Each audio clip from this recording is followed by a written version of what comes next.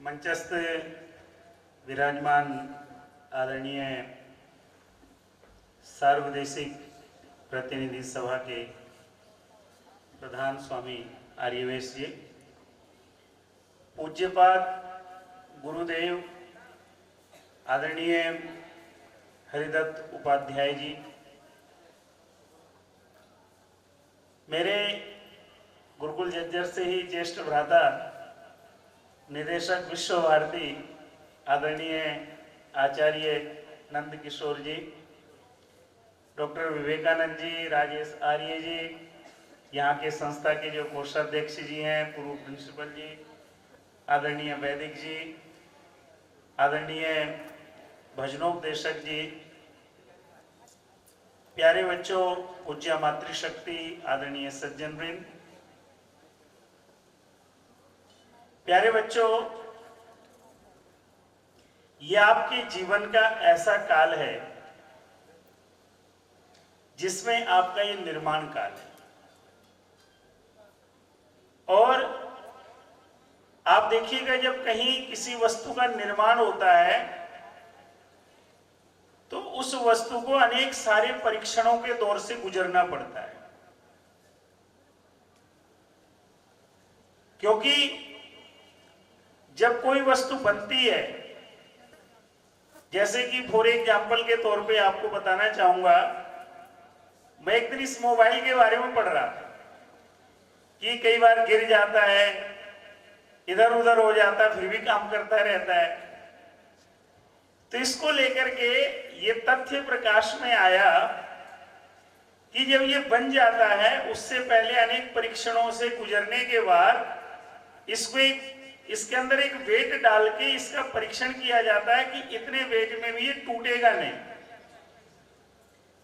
और उसके बाद फिर आपको हमें मिलता है ये। इसी प्रकार से ये जो ब्रह्मचर्य आश्रम है, ये जीवन का, जैसे आप ये भवन बना हुआ देख रहे हैं, इस भवन की नींव जितनी मजबूत होगी, मान के चलिएगा जीवन, आपकी जो जीवन की बिल्डिंग है वो उतनी बुलंद होगी।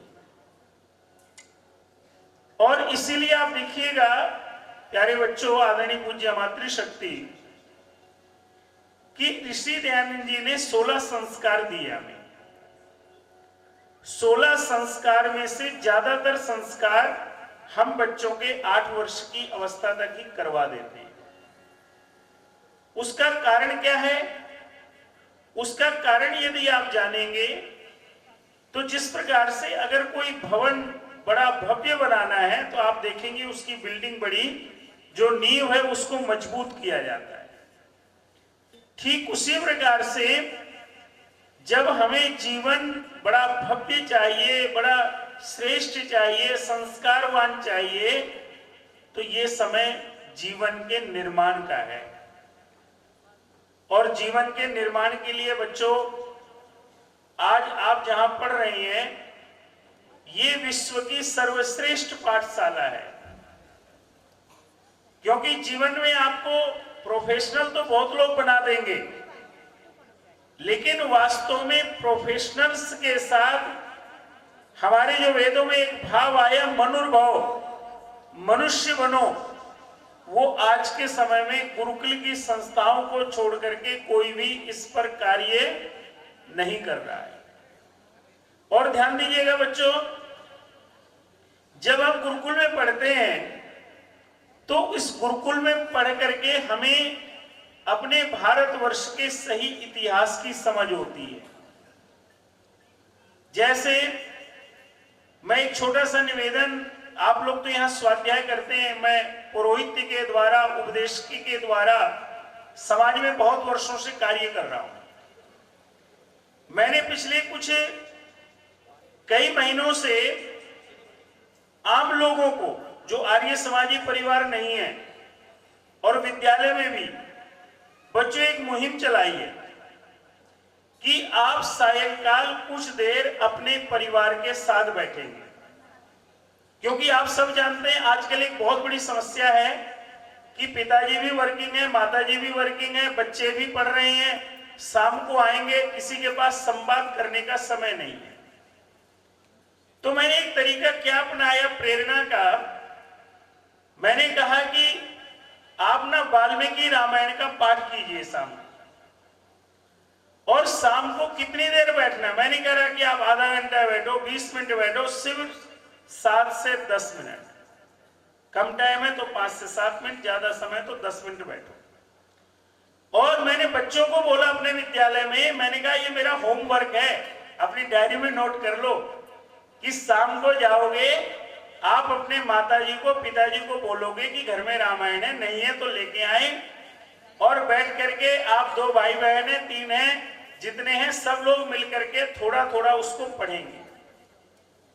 इससे क्या होता है बच्चों, जो मैं आपको मुख्य बात कहना चाहता हूं, मेरे भी 2 बच्चे हैं, मैंने ये नियम यज्ञ प्रतिदिन करता हूं तो बच्चे भी करते हैं, संध्या करता हूं, संध्या भी बच्चों को याद है।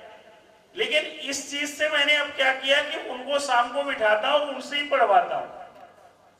तो उसमें बच्चों आप देखिएगा, आजकल हम क्या चाहते हैं, समाज में कोई भी व्यक्ति सुकून चाहता है। सुकून कैसा, आरामदायक, बिस्तर अच्छा हो, सोने के साधन अच्छे हो, गाड़ी अच्छी हो, हमें बिल्कुल आरामदायक जिंदगी चाहिए, किसी भी प्रकार का पेन नहीं लेना चाहिए। तो बच्चों ध्यान देना, एक छोटा सा प्रसंग, राम लक्ष्मण मात्र 15 या 16 साल के हैं, और विश्वामित्री जी आते हैं, राजा दशरथ को कहते हैं कि मुझे ये दोनों बच्चे चाहिए। तो आप जानते हैं कि राजा दशरथ मोहवश बहुत परेशान हो जाते हैं और कहते हैं मैं नहीं भेजूंगा, लेकिन वशिष्ठ जी के समझाने पर वो लेके जाते हैं उनको। अब अगली बात जो सीखने वाली है हर बच्चे को, हर माता पिता को, मुझे भी समाज के एक नागरिक के तौर पे, तो अगली बात ये सीखने वाली कि राम जी जब वहां से निकलते, राम और लक्ष्मण, तो जब वो संध्या काल होता है तो बैठ करके सरयू नदी के किनारे संध्या करते हैं। और कहां सोते हैं, जंगल में जो भी घास फूस है, जो पेड़ के झड़े हुए पत्ते हैं, उसी पर जाकर के वो सोते हैं, कोई शिकायत नहीं करते हैं। आज आप और हम अध्यापक के नाते जानते हैं कि इस समय सोसाइटी को चेंज करने के लिए जब तक माता पिता और आचार्य तीनों का साथ नहीं होगा, तो निश्चित रूप से हम आपके अंदर अच्छे संस्कार और अच्छे विचारों का जो हम चाहते हैं सृजन, वो नहीं कर पाएंगे। कहने का मेरा भाव क्या है कि अच्छी पुस्तक आप पढ़ें, सत्यार्थ प्रकाश पढ़ें। सत्यार्थ प्रकाश के जब आप पढ़ते हैं स्वामी दयानंद जी का, तो लोग कहते हैं हमें तो कुछ समझ में नहीं आ रहा है। मैं कहता हूं भैया एक काम करो, स्वामी दयानंद जी ने जो ओम की व्याख्या की है वो समझ लो। आप संध्या अगर नहीं कर पा रहे हो तो 5 मिनट बैठ के ओम का जप कर लो।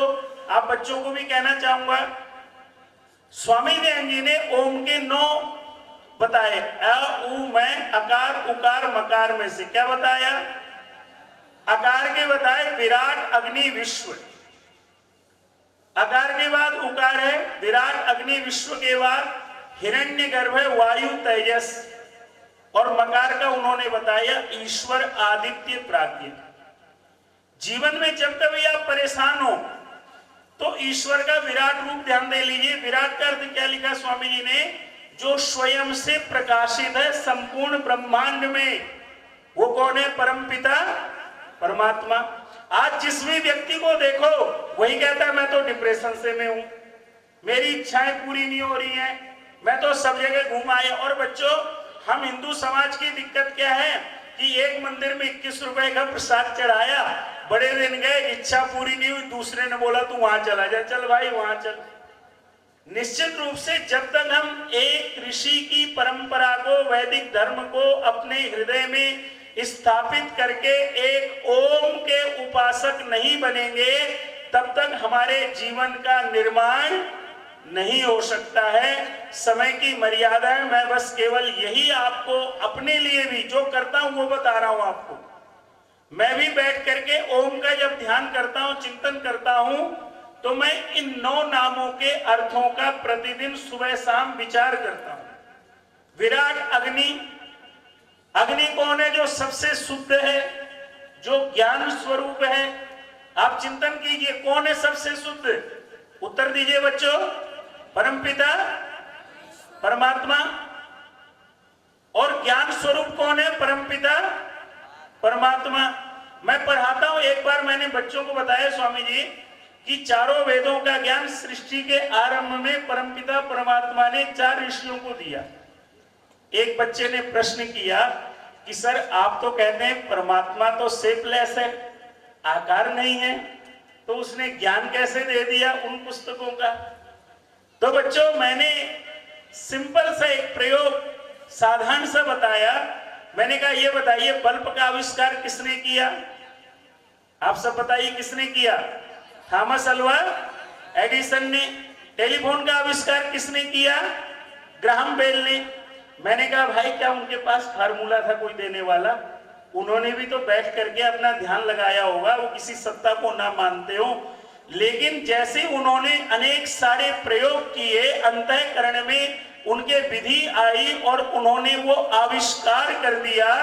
ठीक उसी प्रकार से जब हम अंतःकरण से परम पिता परमात्मा के साथ जुड़ते हैं तो उसकी दी हुई दिव्य अनुभूतियां, दिव्य ज्ञान आपके हृदय को प्रकाशित कर देता है और आपके अंदर के सारे अंधकार को दूर कर देता है। और उसका मूल आधार केवल ओम है, हमें कहीं और भटकने की आवश्यकता नहीं है। जब हम इस मूल आधार को नहीं छोड़ेंगे बच्चों, तो ध्यान देना, जिसका आधार जितना मजबूत होता है वही जीवन में उतना ही स्थिर रहता है। इसलिए मेरे बच्चों, आप निराश हो, परेशान हो, कभी घबरा रहे हो, परीक्षा की चिंता हो, 5 मिनट अकेले बैठ जाना, बैठ के ओम का मन में थोड़ा सा उच्चारण कर लेना और उसके बाद आपकी घबराहट दूर हो जाएगी, आपकी पढ़ाई कंटिन्यू चालू हो जाएगी। मैं केवल यही शुभकामनाएं आपको देता हूं कि हम सब एक ओम के उपासक बने, अपने माता पिता गुरुजनों का सम्मान करें और चुनौतियों से कभी डरे नहीं। जीवन में जो भी चुनौती है, आज हमने आदरणीय स्वामी जी के साथ आपके एग्जीबिशन देखी, इतना मन प्रसन्न हुआ कि आप लोग, आपके गुरुजनों ने कितनी मेहनत करी होगी। और आदरणीय आचार्य हरिदत्त जी के परिश्रम को देखा। ये 91 की स्थापित संस्था है। हम जब गुरुकुल जज्जर में छोटे छोटे थे तो हमें पढ़ाते थे आचार्य जी, लेकिन उसके बाद उन्होंने यहाँ पर जो तप किया, उस तप के कारण आप सबको आज ये ज्ञान की छाया प्राप्त हो रही है। मैं आप सभी से निवेदन करूंगा कि अपने जीवन में आचार्य जी के ऋण को कभी मत भूलिएगा, अपने जीवन में प्रभु के ऋण को कभी मत भूलिएगा, तो निश्चित रूप से आपका भविष्य उज्जवल है। और मैं आप सभी का हृदय से धन्यवाद करता हूं कि आपने मुझे आज यहाँ पर बोलने का अवसर दिया। उसके लिए पूरी टीम का, आचार्य जी नंद किशोर जी की पूरी टीम का, आचार्य हरिदत्त जी का और आप सभी का मैं हृदय से कृतज्ञता व्यक्त करता हूं और प्रभु का भी धन्यवाद करता हूं कि यहाँ पर आज मैं आ पाया और कुछ अपना वक्तव्य के द्वारा इस संस्था में योगदान दे पाया।